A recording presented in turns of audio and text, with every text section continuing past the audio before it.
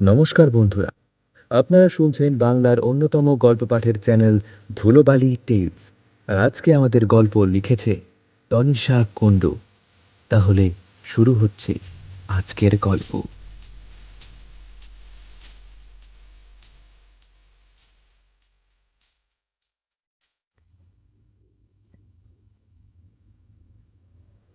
থানার ফোনটা বেজে উঠল। ইন্সপেক্টর শিকদার ফোনের রিসিভারটা তুলে ভারী কণ্ঠে বললে, হ্যালো, কে বলছেন তাকে? এই সময় ফোন করেছে? ওদিকের কণ্ঠস্বর ভেসে আসতেই ভারী অহংকারী গলাটা চুপসে যাওয়া বেলুনের মতো মিয়ে গেল। হ্যালো, হ্যাঁ স্যার, হ্যাঁ বলুন স্যার, বলুন। শুনলাম আপনার থানার সাব ইন্সপেক্টর আমার ছেলেকে নাকি কি সব জিজ্ঞাসাবাদ করার জন্য থানায় ডেকে নিয়ে গেছিল। আপনি জানেন আমার কতটা বেইজ্জত হতে হয়েছে পাড়ার লোকের সামনে। আপনাকে না বলেছিলাম আমার ছেলে রিতমের নাম যেন এবারের এই কেসে না আসে। কথা কি কানে যায় না নাকি? না মানে স্যার, আমি তো এরকম কোনো ইনস্ট্রাকশন দিইনি। এরকম কোনো খবরও নেই আমার কাছে। আমি এক্ষুনি সাব ইন্সপেক্টর গাঙ্গুলিকে ডাকছি। এত দেননি তো কিরকম লোকজন নিয়ে কাজ করছেন কি আপনি? আপনার অনুমতি ছাড়াই তারা লোকজনকে তুলে নিয়ে যাচ্ছে। মানে স্যার, আমি বলছি আমি দেখব রিতম বাবু যেন কোনো সমস্যা না হয়। ওনার নাম এই কেসে আসবে না, আপনি চিন্তা করবেন না। হ্যাঁ, তাই যেন হয়। মনে রাখবেন, এর ওপর কিন্তু আমার ইলেকশনের হারা জেতা নির্ভর করছে। আমি একজন ধর্ষকের বাবা জানলে আমায় কে ভোট দেবে বলুন তো? আপনাদের সালা পুষছি কেন তবে? ওদিক থেকে ফোনটা কেটে গেল। ইন্সপেক্টর শিকদার ডাক দিল সাব ইন্সপেক্টরকে। গাঙ্গুলি, ওই গেল। Yes sir. আমার পারমিশন ছাড়াই আজকাল যা ইচ্ছা করছো নাকি? হ্যাঁ, কতবার বলবো এই এমএলএ বিশ্বাসের ছেলে রিতম বিশ্বাসের নাম যেন মানিকতলা ধর্ষণ কেসে না ওঠে। কিন্তু স্যার, ও তো প্রাইম সাসপেক্ট, এমনকি ওর দোষ প্রায় প্রুভেন। ব্যাটা এক নম্বরের জানোয়ার স্যার। মেয়েটাকে শুধু ধর্ষণই করেনি, দাঁত দিয়ে শরীরের মাংস ছিঁড়ে নিয়েছে, লোহার রড ঢুকিয়ে দিয়েছে মেয়েটার যোনিতে। মেয়েটাকে তোরপে তোরপে মেরেছে স্যার। এরকম একজন ধর্ষককে... আরে চুপ করো তো। মেয়েটা কি তোমার বোন যে এত দরদ? একটা কাজের লোকের মেয়ে, কয়েকদিন গাইগুই করবে, তারপর পয়সা দিলেই সব চুপ সালা। মাথা নিচু করে নেয় সাব ইন্সপেক্টর গাঙ্গুলি। ডিপার্টমেন্টের এই অবস্থা দেখলে বড্ড কষ্ট হয় তার। এই ইন্সপেক্টর শিকদার পাক্কা চোর, বড়লোকদের গোলাম একটা, কোনো মরালিটি নেই। আজ দীপাবলি, এখন থেকেই বাজির শব্দে মুখরিত শহর তিলোত্তমা। অমাবস্যার অন্ধকারে মুখ ঢেকেছে অর্ধচন্দ্র, কিন্তু তাও প্রত্যেকটি বাড়ির বারান্দা থেকে আলো ছড়িয়ে পড়েছে চারিদিকে। টুনি লাইটগুলো জানালার রেলিং থেকে ঝুলে আছে অলসভাবে। তিনটি ছেলে টলতে টলতে এগিয়ে আসছে বড় মাঠের দিকে। আজ এখানে মাঠে বসেই নেশা করবে তারা। আর এদিকটা বেশ নির্জন। সকালে শুনেছে মিত্তিরদের মেয়েটা ওই পাড়ার প্যান্ডেলে পুজো সেরে এই পথে নাকি একা ফিরবে। একেবারে দারুণ আদিম নেশা করবে আজ তারা, মদ আর মেয়ে ছেলে।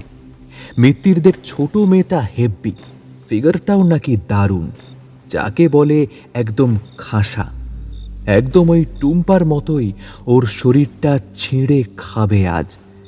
সেই ধান্দাতেই তিন বন্ধু এখানে হাজির, রিতম, অরিত্র আর বরুণ। এর মধ্যে রিতম এমএলএর একমাত্র ছেলে। ইফটিজিং থেকে রেপ সব কিছুর অভিযোগ তার বিরুদ্ধে আছে। ইতিমধ্যেই তার বাড়ির কাজের মাসির মেয়ে টুম্পাকেও ধর্ষণ করার কেসে সে প্রাইম সাসপেক্ট। কিন্তু সে নিশ্চিন্ত, প্রতিবারের মতো এবারেও সে বেঁচে যাবে বাবার ক্ষমতার জোরে। পা দুটো তাদের সরীসৃপের মতো এঁকে বেঁকে পড়ছে পিচের রাস্তার উপর। সুরার নেশায় সমস্ত শরীরটা যেন টাল খাচ্ছে। এতক্ষণ চারিদিকের রোশনাইতে তার লাল চোখ দুটো ধাঁধিয়ে যাচ্ছিল। তুলনামূলকভাবে এদিকটা বেশ অন্ধকার।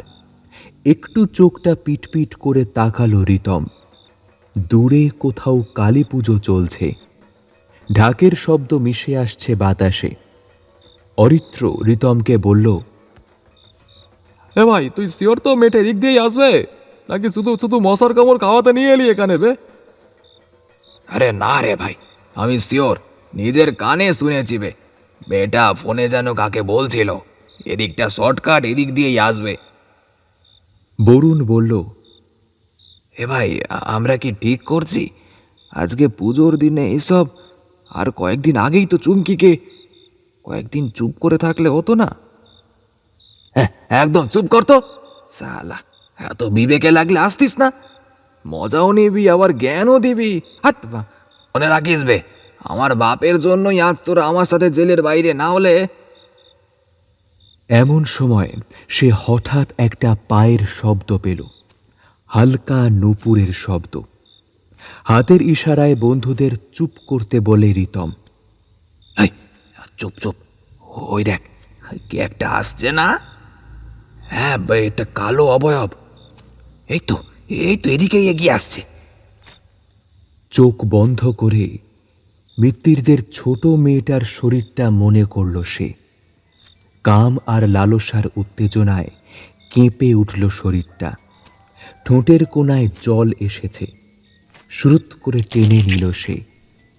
আরেকটু ভালো করে দেখার চেষ্টা করল। না, এখান থেকে তেমন কিছু বোঝা যাচ্ছে না। কিন্তু এবার আবারও দেখতে পেল তাকে তিনজনই। অবয়বটির চুলগুলো এলোমেলো। পরনে কি তা বোঝা যাচ্ছে না ঘুটঘুটে অন্ধকারে। আজ অমাবস্যাটা যেন একটু বেশি কালো। এবার সে বলল, কে কে ওখানে? কোনো সাড়া শব্দ পেল না।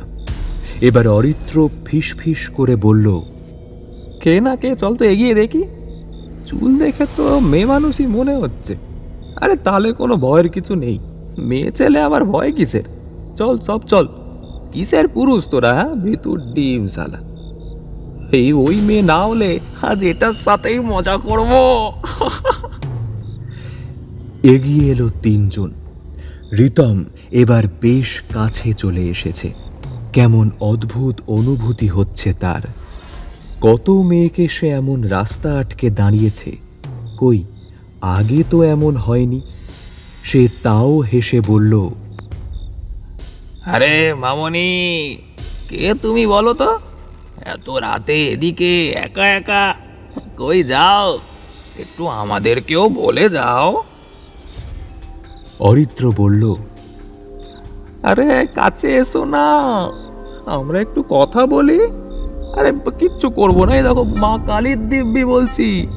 একটু খেলা করব তোমার সাথে, ওই সাথে একটু খেলা। বরুণ বলল, তুমি জানো না, রাতে একা বেরোলে শেয়াল কুকুরে ছিঁড়ে ছিঁড়ে খায়।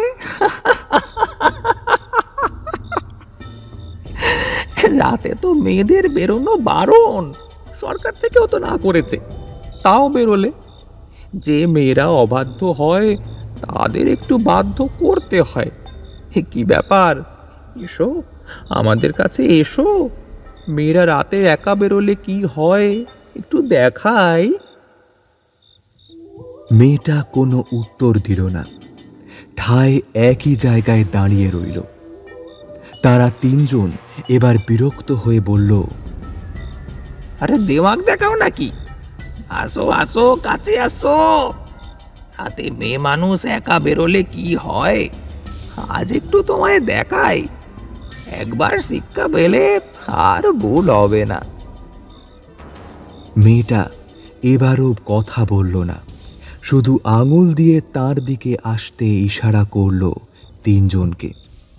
অরিত্র হেসে বলল, ওই দেখ দেখ শালা, ও তো আমাদের সাথে খেলতে চায় রে। ভেবেই শরীরটা না একেবারে গরম হয়ে যাচ্ছে। কেমন করে ডাকছে দেখ। তার দিকে অরিত্র কিছুটা এগিয়ে গেল। মেয়েটির কোনো প্রতিক্রিয়া নেই। তার কাছে গিয়ে হাসতে হাসতে তার হাতটা ধরতেই শরীরে যেন সহস্র বিদ্যুতের ঝলকানি খেলে গেল তার। সে যা দেখল তাতে তার হাসি তো দূর, কথা বলার ক্ষমতাও লোপ পেল। তার সামনে এই মুহূর্তে যে নারী দাঁড়িয়ে, তার পরনে একটা বস্ত্রও নেই। চুলগুলো এলোমেলো হয়ে ঢেকে ফেলেছে পুরো মুখমণ্ডলী। চুলের ডগা থেকে টপ টপ শব্দে গড়িয়ে পড়ছে কাঁচা রক্ত। তার চোখ আগুনের মতো জ্বলছে, লাল ঠোঁট, তার কোণে রক্ত লেগে আছে এখনো। মেয়েটার হাত এতক্ষণ পেছনে ছিল, সেটা সামনে আনতেই একটা রক্তশোণিত খাঁড়া ভেসে উঠল। তার বন্ধুরা কি কিচ্ছু দেখতে পাচ্ছে না? সে ছিটকে পেছনে এসে পড়ল। রিতম হেসে বলল, কি রে, পুরুষ হওয়ার ধ্যান দিচ্ছিলি যে? একটা মেয়েকে কাবু করতে পারছিস না? নাকি ওর রূপ দেখেই ভিড়মি খেলি? দেখ, তোর দ্বারা কিচ্ছু হবে না। এবার চেঁচিয়ে উঠল অরিত্র। অরিত্র ঘাবড়ে গিয়ে বলল,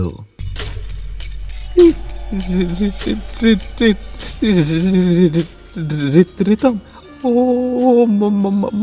মানুষ না, ও ও ও সাধারণ নারী না। বলতে বলতেই তার জ্ঞান হারানোর অবস্থা। এমন সময় পেছন থেকে বরুণের আর্তচিৎকার ভেসে আসে। সে পিছনে ফিরে দেখে সেই নারী মূর্তি এখন তার সামনে নেই।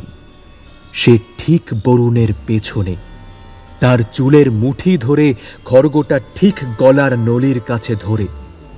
রিতম চেঁচিয়ে উঠল, হেল্প, হেল্প, বাঁচাও, বাঁচাও! এবার নারী খলখলিয়ে হেসে ওঠে।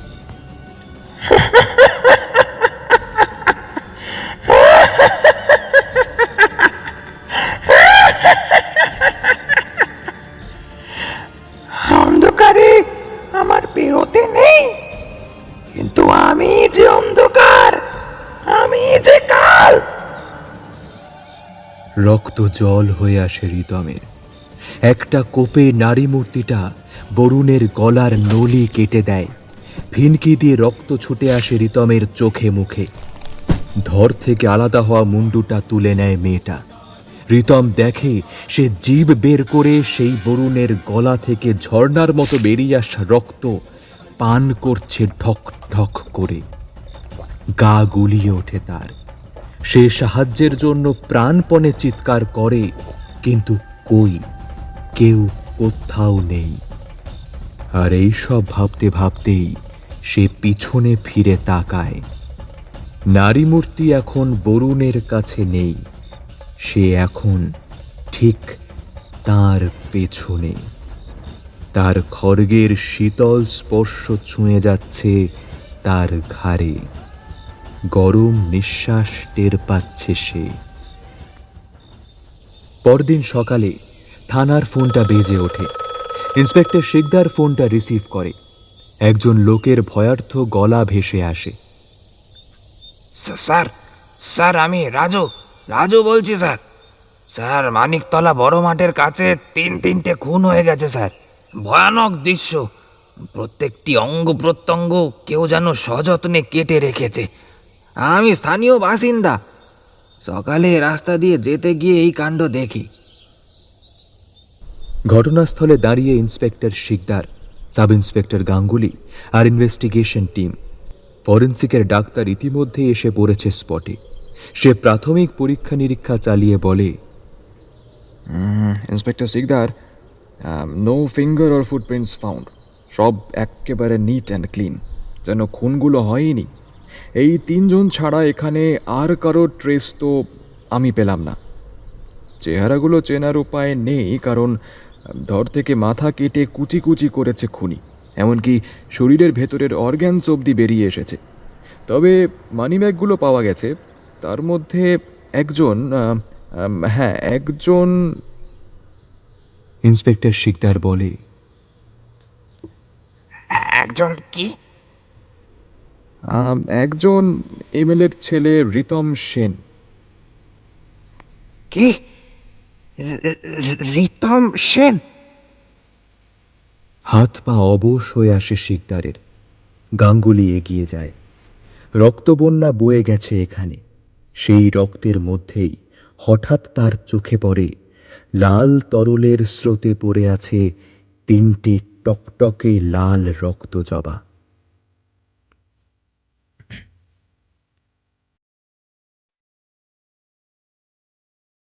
কেমন লাগলো আজকের গল্প অবশ্যই কমেন্ট করে জানাবেন। আজকের মতো এখানেই গল্প শেষ। দেখা হচ্ছে আবার পরের সপ্তাহে আরও একটি নতুন গল্প নিয়ে। Till then stay tuned and keep watching Dhulobali tales.